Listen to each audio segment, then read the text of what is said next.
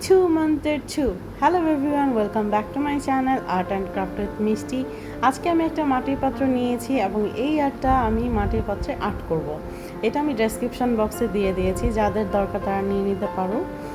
আমি এখন একটা অ্যাক্রিলিক সাদা কালার নিয়েছি এবং এটা পুরাটাই আমি সাদা কালার করে দেব। যারা আমার চ্যানেলটিকে সাবস্ক্রাইব করনি সাবস্ক্রাইব করে নাও। আমি এখন পাথরটিকে পুরো হোয়াইট করে দিব। হোয়াইট কালারের উপর রং খুবই সুন্দর আসে, এই জন্যই আসলে হোয়াইট কালারটা করার পর অবশ্যই এটা শুকিয়ে নিতে হবে যেন কালারটা বসে যায়। এখন আমি একটা ব্ল্যাক কালার পেন্সিল নিয়ে আর্ট করে নিচ্ছি, এতে করে আমার জন্য কিন্তু রং করা অনেক সুবিধা হবে।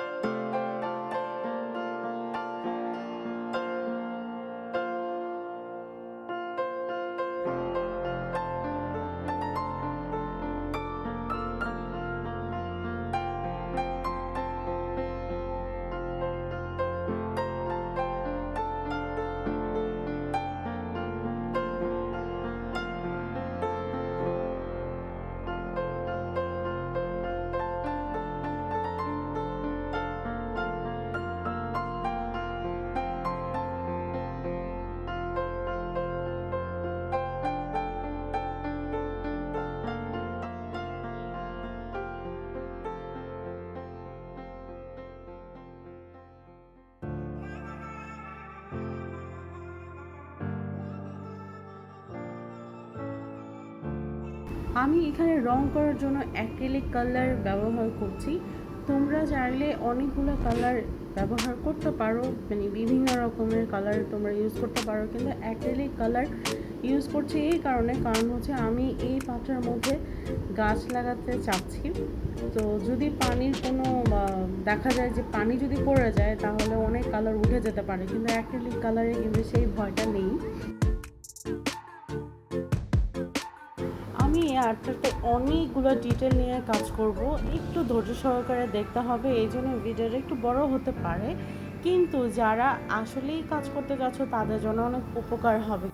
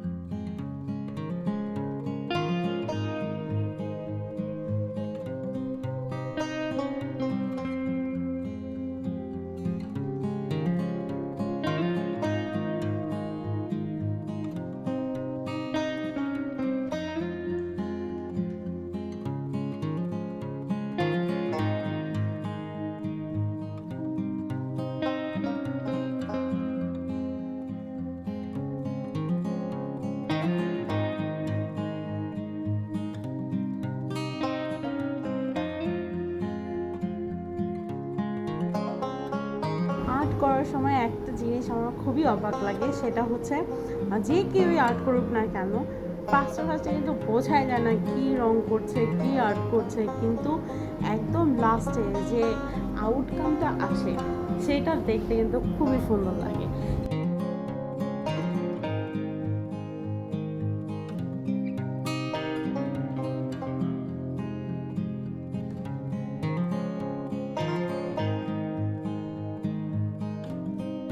আমি কিন্তু এখানে আমার পছন্দ মতো রঙগুলো চুজ করে তারপরে রং করছি। তোমাদের যদি মনে হয় যে না আমি এখানে অন্য রং করবো, সেটাও সম্ভব। তোমাদের পছন্দ মতো তোমাদের পছন্দের ডিজাইন রং তোমরা যা মানে যেমন খুশি তেমন এখানে রং করে দিতে পারো, কোনো সমস্যা হবে না ইনশাল্লাহ।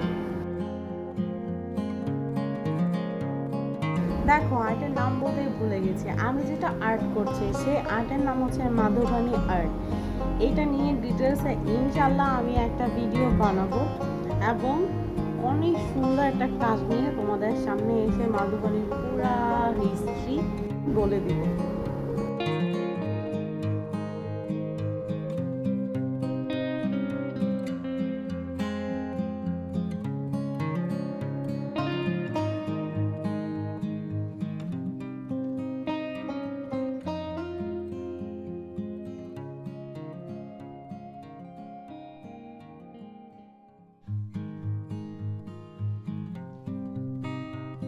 সাদা জায়গাটায় আমি হলুদ কালার ব্যবহার করছি, এতে লুকটা কিন্তু অনেক অনেক সুন্দর লাগবে।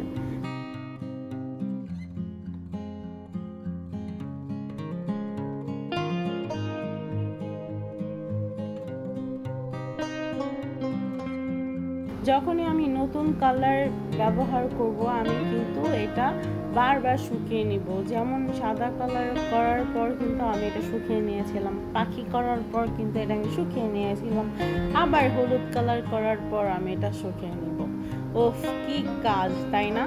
এখন আমি একটা মার্কার নিয়ে, যেটা কিনা পার্মানেন্ট মার্কার, এই মার্কার দিয়ে বর্ডারগুলো ক্লিয়ার করে দিচ্ছি যেন ভেতরের ডিটেলিংটা প্রকাশ পায়, মানে একটু ভালোভাবে বোঝা যায়। তোমরা চাইলে কিন্তু কালার দিয়েও করতে পারো, ব্রাশ দিয়ে, আমি মার্কার পেন দিয়েই করছি।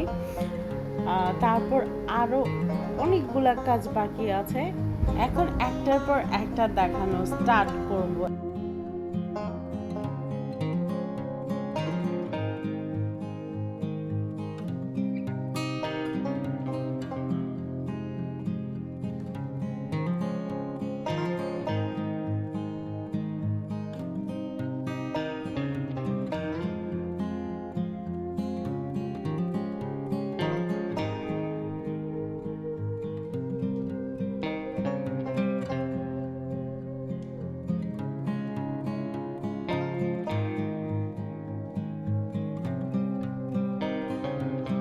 আমার মোটামুটি সবই রং করা শেষ, এখন আমি একটা বর্ডার ক্রিয়েট করব। এখন বর্ডারের এক পাশে নীল আরেক পাশে লাল রাখবো, উপরের সাইডে নীল আর নিচের সাইডে লাল করছি। আর লালের ভেতর এবং নীলের ভেতর আমি কিছু ডিজাইন ক্রিয়েট করব। সেটা আসলে আমি প্ল্যানিংয়ের মধ্যে ছিল না যে আমি কোন ডিজাইনটা করব, এখন মাথায় আসছে যেটা সেটাই করে দিচ্ছি, এতে পাত্রটা আরও বেশি সুন্দর লাগবে।